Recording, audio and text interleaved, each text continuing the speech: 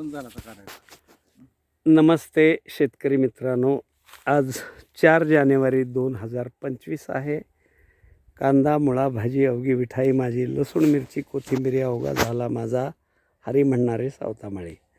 सगळ्या संतांनी नामात देव सांगितला आहे, ह्या संतांनी कामात देव सांगितलेला आहे. सगळे संत पंढरपूरला गेलेत. जगाचा पोशिंदा पांडुरंग ह्या संताला भेटायला आरणमध्ये आलेले आहेत आणि त्यांच्याच या पावनभूमीमध्ये आपली ही सावता महाराज अंबाबाग या नावानं आपण डिसेंबर 18ला सुरुवात केलेली आहे. आज ज्या ठिकाणी आपण उभा राहिलो आपण बघू शकताय, ही आम्ही डिसेंबर 18ला लावलेली 2000 झाडं आहेत. ह्याच्यानंतर हा प्लॉट जो आहे हा 14/6 वरचा आहे. त्याच्या पलीकडचा प्लॉट आहे 12/3 वरचं 5000 झाडांचा आहे. त्याच्या बाजूला एक आहे 8/3 वरचा. त्याच्या आमच्या घराशेजारी 6/3 वरची 1000 झाडं आहेत. ती 8/3 वरची 2000 आहेत आणि 12/5 वरची 1500 झाडं आहेत. अशी जर बेरीज केली तर सरासरी 11,000च्या पुढं आंब्याची झाडं आहेत आणि त्यामध्ये 18 व्हरायटी आपण लावलेल्या आहेत, ज्याच्यामध्ये 2 व्हरायटी आपण विकसित केलेल्या आहेत. त्याची पेटंट आपल्याला मिळालेली आहेत. आणि ह्या बागेमध्ये आम्ही सुरुवातीला बाग लावताना एक विचार केला होता की अल्बर्ट आइन्स्टाईननं त्यावेळेला सांगितलं होतं की ज्या दिवशी जगातली मधमाशी संपेल त्या दिवशी जग संपेल. आणि तो विचार मनात ठेवून मी बाग लावताना त्याचं नियोजन केलं. आज आपल्या बागेच्या कडेने 1000 चिंच आहे, करंज आहे, जांभळ आहे, वड आहे, पिंपळ आहे, 4000 शेवगा आहे, बागेतनं लिंबुणी आहे, चंदन आहे. एकमेकावर अवलंबून असणारं मधमाशी आपल्या बागेत आली पाहिजे अशासाठीचं हे आमचं नियोजन आहे. आणि आज आपल्या ह्या दुष्काळी भागात आपली बाग बघायला सधन भागातले कॅनॉलच्या एरियातले 2 मोठी व्यक्तिमत्व शेतकरी प्रगतशील बागायतदार आपल्याकडे आलेले आहेत. आपण आपली ओळख सांगा आणि शेतकऱ्यांना आत्ता जे आपण 2, 2.5, 3 तास आपण आपल्या बागेत फिरतो आहे, शेतकऱ्यांना काय सांगाल तुम्ही? सांगा, तुमचं नाव सांगा पहिल्यांदा आणि मग सुरुवात करा. नमस्कार, मी शहाजी पाटील ढवळस, तालुका माढा. सरांचा आंबाची बाग पाहायला आलो होतो. सरांनी आता आम्हाला सगळी बाग फिरून दाखवली. हो. त्यांची बाग अशी नैसर्गिक पद्धतीची आहे. हो पाणी कमी असताना त्यांनी लावलेलं आहे. हो आणि आज बागेत उत्पादन ते घेत आहेत.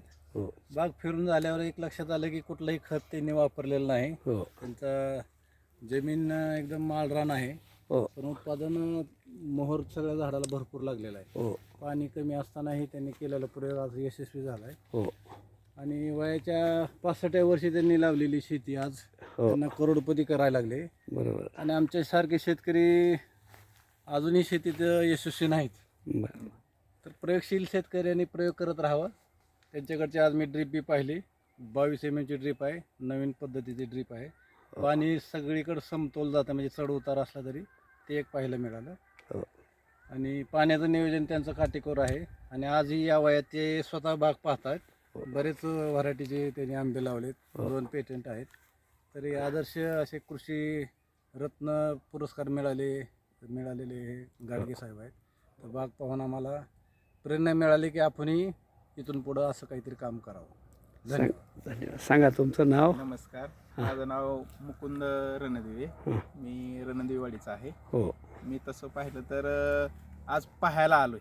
बरं. म्हणजे शेतामध्ये आपल्याला सुरुवात करायची. हो. आणि ती सुरुवात करत असताना किंवा शेती करत असताना शेतामध्ये काय करावं मार्गदर्शन म्हणण्यापेक्षा किंवा शेतामध्ये करत असताना प्रत्येकाला प्रत्येक व्यवसायामध्ये गुरु करणं हे खूप गरजेचं असतं. बरोबर. मग ते प्रत्येक क्षेत्रामध्ये असेल. हो. त्याप्रमाणे आज मी शेतीमध्ये आता प्रयोग करायला चाललोय बरं. किंवा शेती करायला चाललोय. हो. तर गुरुचं काय मार्गदर्शन आहे किंवा ज्या ठिकाणी नाविन्यपूर्ण आज घाडगे साहेबांची आल्यानंतर कळालं की एक शेतकरी जो जगामध्ये आणि देशामध्ये ओळख निर्माण करू शकतो. हो. अगदी तसं पाहिलं तर ओळख त्यांची वयाच्या 65 नंतर निर्माण झाली. याच्यापेक्षा आपण तर तरुण आहे, तर आपण सुद्धा शेताच्या माध्यमातून एक जगापर्यंत वेगळं आणि प्रत्येक जण जीवन जगतो.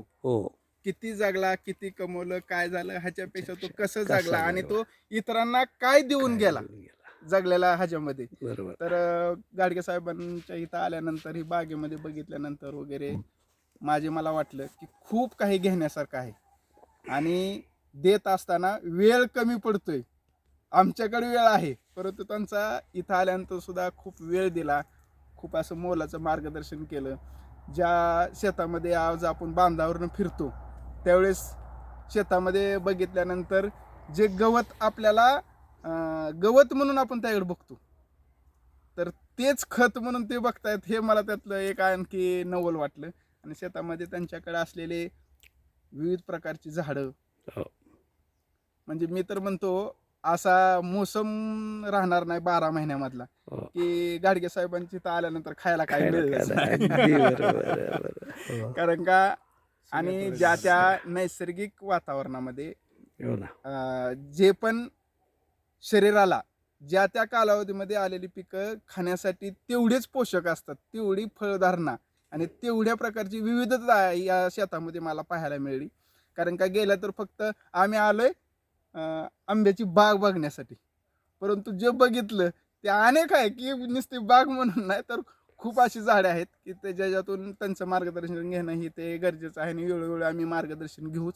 आणि पुनश्च एकदा त्यांनी आम्हाला वेळ दिला आणि मोलाचं मार्गदर्शन केलं, त्याबद्दल त्यांचे पुनश्च एकदा धन्यवाद व्यक्त करतो आणि माझे मी 2 शब्द थांबवतो. महाराष्ट्रातला शेतकरी एकीकडे आत्महत्या करतोय, तरुण वर्ग शेतीकडं वळायला तयार नाही. काय सांगाल त्या संदर्भात शेतकऱ्यांना? शेतकऱ्यांना आत्महत्या करतोय आणि तरुण वर्ग इकडे येईनाय, याला त्या तरुणाला जर तुमच्याकडे आल्यानंतर आणि तुमची जर ह्या तरुण वर्गाची भेट घालून दिली हो. तर मला निश्चित वाटतं सर की तो तरुण शेतामध्ये एवढा रमन जेवढा मोबाईलमध्ये रमलाय हो. आणि मोबाईलमध्ये रमून आपल्या शेताच्या संदर्भात हो. जे पण काय नवनवीन प्रयोग आहेत प्रयोग आहेत. ते जगामध्ये काय चाललंय ते ते बघून. मोबाईलच्या माध्यमातून बघून तो जर शेतामध्ये निश्चित तुमच्याकडे आल्यानंतर वळेल. कारण का मी इथं आल्यानंतर मी बघतोय हो. की मी माझा व्यवसाय म्हणा किंवा थोडासा वेळ हो. मी आज काढून इकडं आलोय, हो. तर खऱ्या अर्थाने मला वाटतंय की माझा वेळ आज खऱ्या अर्थाने सार्थकी लागलेला आहे. आणि तुम्ही म्हणता की तरुणांना काय सांगाल, तर तरुणांना एकच सांगेन की वेळ साहेबांकडे आहे, त्यांची वेळ घ्या.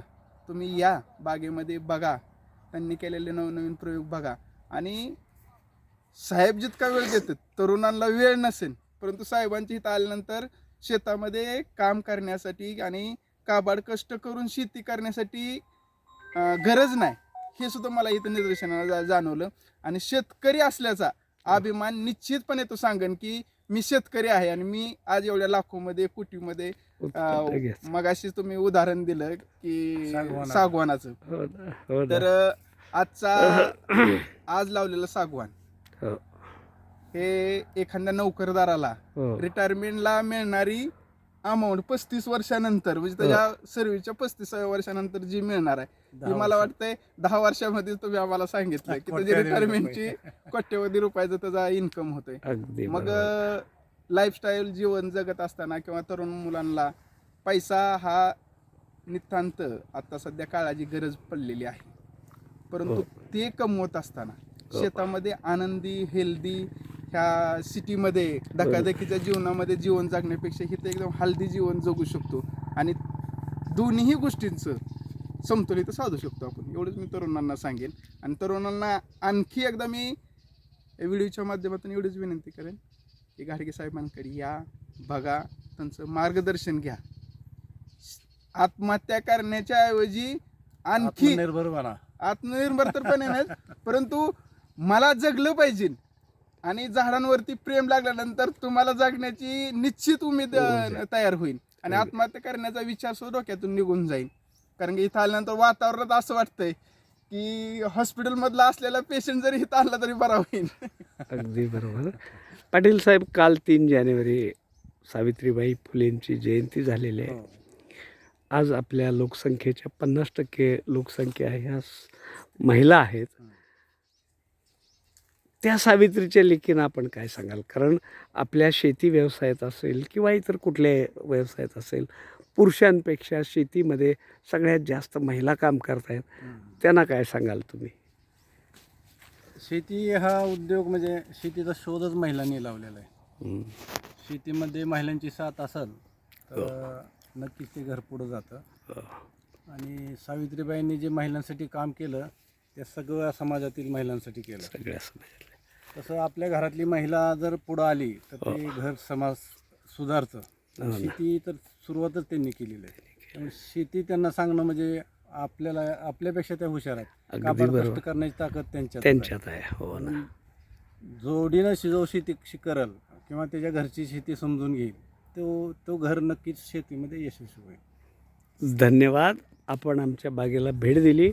आज 4 जानेवारी आहे आणि साधारण मार्चच्या 15 नंतर आमच्या बागेतला आंबा मार्केटला येऊ शकतो आहे.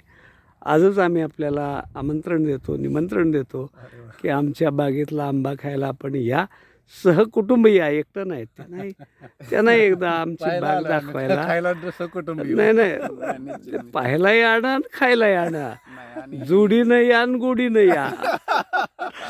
तर आपण आलात, बाग बघितली. पुन्हा एकदा आपलं आभार. धन्यवाद. धन्यवाद सर.